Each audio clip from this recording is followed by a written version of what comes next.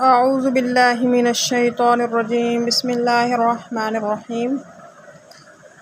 جب نوح علیہ السلام کشتی بنا رہے تھے تو ایک مومنہ بوڑھی عورت روز اللہ کے نبی کے پاس اپنی گھٹری لے کر آتی اور کہتی، اے اللہ کے نبی، کب کشتی روانہ ہوگی؟ نوح علیہ السلام فرماتے، ابھی دیر ہے۔ وہ عورت شام تک بیٹھی رہتی، پھر اٹھ کر چلی جاتی۔ ایک دن نوح علیہ السلام نے فرمایا، اے عورت، جب جانا ہوا تو تمہیں بتا دیا جائے گا۔ یہ عورت واپس چلی گئی اور انتظار کرنے لگی کہ کب نوح علیہ السلام بلائیں۔ اسی دوران عذاب آ گیا اور کشتی روانہ ہو گئی۔ حضرت نوح علیہ السلام نے اس عورت کو نہ بلانا بھول گئے۔ جب طوفان تھما، ایک دن نوح علیہ السلام کے دل میں محبت اٹھی کہ شہر کو دیکھوں۔ جہاں سے چلا تھا وہاں آئے اور جا کر قریب دیکھا تو ایک جھونپڑی میں دیا جل رہا تھا۔ نوح علیہ السلام یہ دیکھ کر چونک گئے۔ روز زمین پر کوئی ایسا گھر بھی ہے کہ اتنے عظیم طوفان کے بعد بھی جس پر چراغ جل رہا ہے؟ انہوں نے وہاں تکبیر بلند کی تو وہ عورت سامان لے کر آ گئی اور کہنے لگی، یا نبی، کیا کشتی تیار ہے؟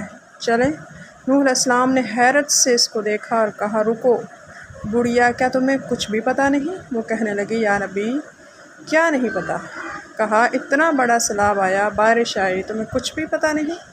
بڑھیا کہنے لگی، یا نبی، بس ایک دن بادل گرجے تھے، کچھ ہلکی سی پھوار پڑی تھی۔ نوح علیہ السلام حیران ہو کر آسمان کی طرف دیکھنے لگے اور کہا، میرے اللہ، یہ کیا ماجرا ہے؟ اللہ تعالیٰ نے نوح علیہ السلام پر وحی بھیجی اور کہا، اے میرے پیارے نبی، اس عورت کے دل میں چونکہ تمہاری محبت تھی اور تم نے اسے پابند کر دیا تھا، چونکہ تمہارا اس سے وعدہ بھی تھا، نجات کی کشتی میں سے لے جاؤ گے، تب جب کہ تم اپنے وعدے کو پورا نہیں کر سکے۔ لیکن نوح علیہ السلام، میں نے تمہارے وعدے کا ذمہ دار تھا، میں نے اسے عذاب سے بچا لیا۔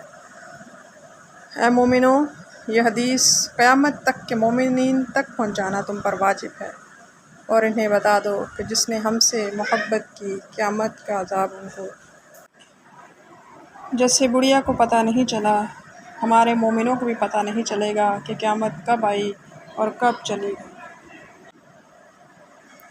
ایک عذاب جو ایک طوفان کی صورت میں نوح علیہ السلام کی قوم پر آیا، جس میں حضرت نوح علیہ السلام نے ایک کشتی بنوا کر صالح انسانوں اور جانوروں کو سوار کیا تھا۔ اس طوفان میں زمین مسلسل پانی اگلتی رہی اور آسمان مسلسل پانی برساتا رہا۔ روایات اور سائنسی شواہد کی روح سے یہ طوفان بنیادی طور پر عراق کے علاقے میں تھا۔ اس کا ذکر توریت، انجیل اور قرآن تینوں میں تھا۔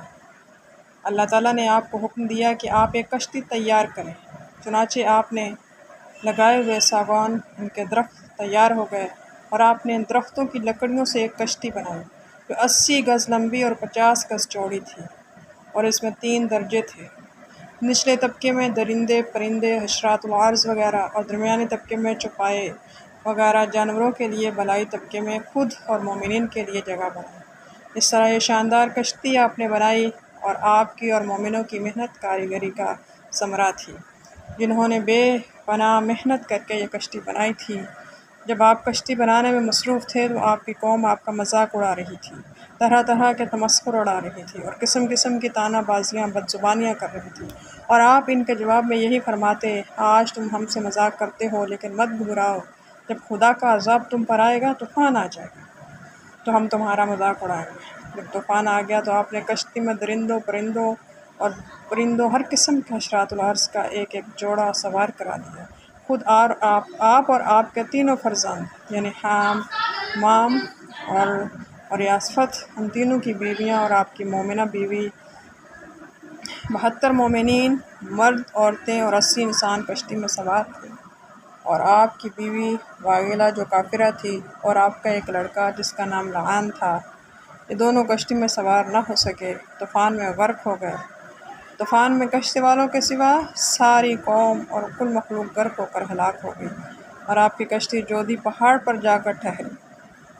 اور طوفان ختم ہونے کے بعد آپ مع کشتی والوں کے لیے زمین پر اترے، اور آپ کی نسل میں بے پناہ برکت ہوئی، اور آپ کی اولاد تمام روئے زمین پر پھیل کر آباد ہو گئی۔